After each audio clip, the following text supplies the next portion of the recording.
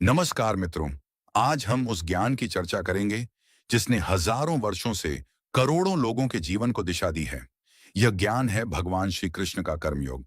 क्या आपने कभी सोचा है कि कुछ लोग कठिन परिस्थितियों में भी शांत और आत्मविश्वासी कैसे बने रहते हैं?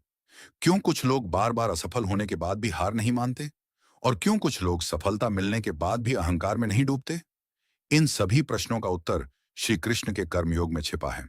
महाभारत के युद्ध क्षेत्र में जब अर्जुन अपने जीवन के सबसे बड़े संकट का सामना कर रहे थे, तब उनके हाथ कांप रहे थे, मन भ्रमित था और उन्हें अपने कर्तव्य का मार्ग दिखाई नहीं दे रहा था। उन्होंने अपना गांडीव नीचे रख दिया और कहा कि वे युद्ध नहीं करेंगे। ऐसी स्थिति में भगवान श्री कृष्ण ने उन्हें जो ज्ञान दिया, वही आज श्रीमद् भगवद गीता के नाम से विश्व भर में पूजनीय है। श्री कृष्ण ने अर्जुन को सबसे पहले कर्मयोग का संदेश दिया। उन्होंने कहा, कर्मण्येवाधिकारस्ते मां फलेषु कदाचन।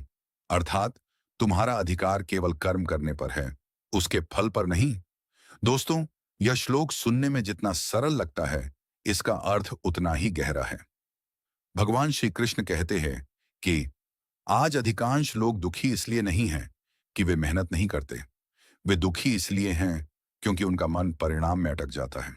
वे सोचते हैं, अगर मैं असफल हो गया तो, अगर लोग मेरा मजाक उड़ाएंगे तो, अगर मुझे सफलता नहीं मिली तो, अगर मेरी मेहनत बेकार हो गई तो। यही चिंता मनुष्य की शक्ति को कमजोर कर देती है। श्री कृष्ण कहते हैं कि जब तुम परिणाम की चिंता छोड़कर कर्म पर ध्यान केंद्रित करते हो, तभी तुम्हारी वास्तविक शक्ति जागृत होती है। कल्पना कीजिए कि एक तीरंदाज लक्ष्य पर निशाना लगा रहा है। यदि उसका ध्यान लक्ष्य पर हो, तो उसके सफल होने की संभावना बढ़ जाती है। लेकिन यदि वह यह सोचता रहे कि लोग क्या कहेंगे, पुरस्कार मिलेगा या नहीं मिलेगा, तो उसका ध्यान भटक जाएगा। जीवन भी बिल्कुल ऐसा ही है। जब ध्यान कर्म पर होता है, तो सफलता की संभावना बढ़ती है। जब ध्यान केवल फल पर होता है, तो चिंता बढ़ती है। कर्म योग का पहला सिद्धांत है, कर्तव्य को पहचानो। हर व्यक्ति का जीवन में एक कर्तव्य होता है। विद्यार्थी का कर्तव्य अध्ययन करना है। शिक्षक का कर्तव्य शिक्षा देना है। व्यापारी का कर्तव्य ईमानदारी से व्यापार करना है। माता पिता का कर्तव्य अपने बच्चों का मार्गदर्शन करना है। जब व्यक्ति अपने कर्तव्य से भागता है, तब जीवन में अशांति पैदा होती है।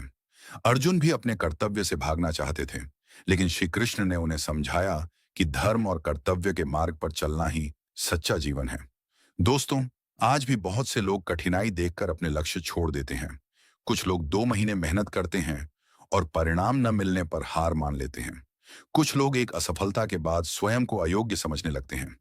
लेकिन कर्मयोग हमें सिखाता है कि सफलता का रहस्य निरंतर प्रयास में है। एक किसान खेत में बीज बोता है। वह रोज उसे पानी देता है, उसकी देखभाल करता है।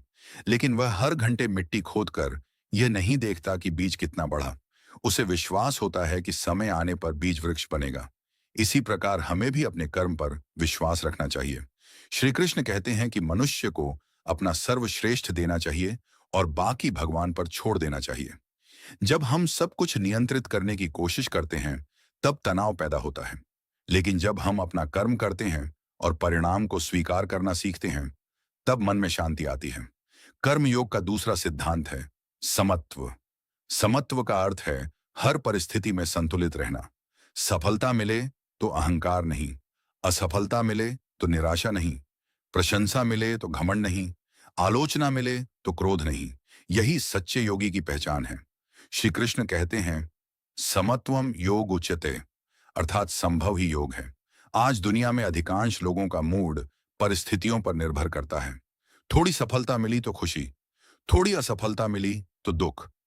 लेकिन कर्म योगी का मन परिस्थितियों का दास नहीं बनता। वह अपने लक्ष्य पर केंद्रित रहता है। दोस्तों, कर्म योग का तीसरा सिद्धांत है निस्वार्थ भाव।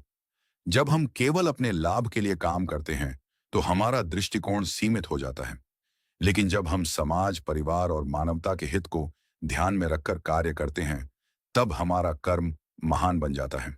भगवान श्री कृष्ण ने स्वयं अपने जीवन में इसका उदाहरण प्रस्तुत किया। उन्होंने कभी अपने लिए राज्य नहीं मांगा।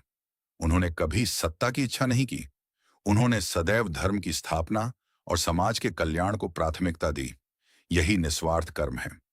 आज यदि हम अपने जीवन में कर्म योग को अपनाना चाहते हैं, तो हमें 3 बातों को याद रखना होगा। पहली, अपना कर्तव्य पहचानो। दूसरी, परिणाम की चिंता छोड़ो। तीसरी, हर परिस्थिति में संतुलित रहो।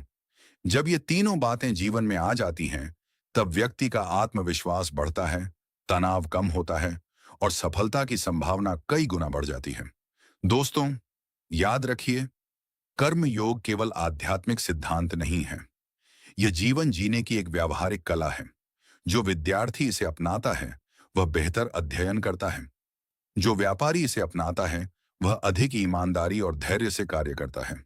जो नेता इसे अपनाता है, वह समाज का कल्याण करता है।